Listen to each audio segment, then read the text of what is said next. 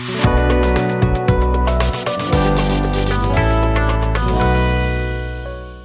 this tutorial, I will show you how to get the distance between your store and your customer's location. This feature is very powerful as it allows your customers to know how far they are from your store.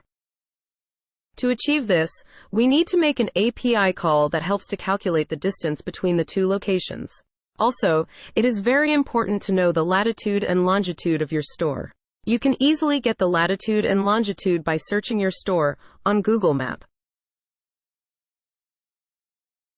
Set the request URL and add your account API token to the header section.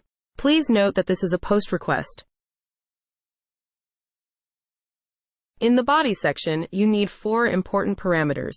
The source latitude is your store latitude. The source longitude is your store longitude. The destination latitude is the latitude of the user's location. The destination longitude is the longitude of the user's location.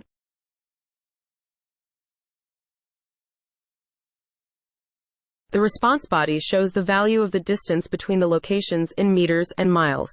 You can easily save the value of the data returned in the response body into a custom field. It is called response mapping. Take note of the entire setup, as we are going to use these values in our flow in a few seconds. Now, let us create a flow to see how this works.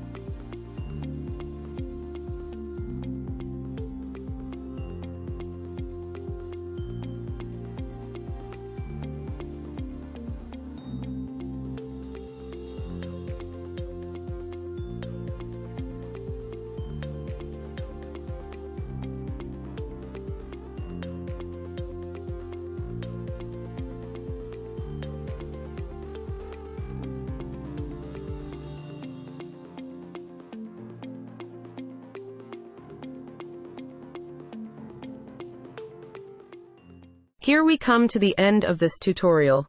Thank you for watching.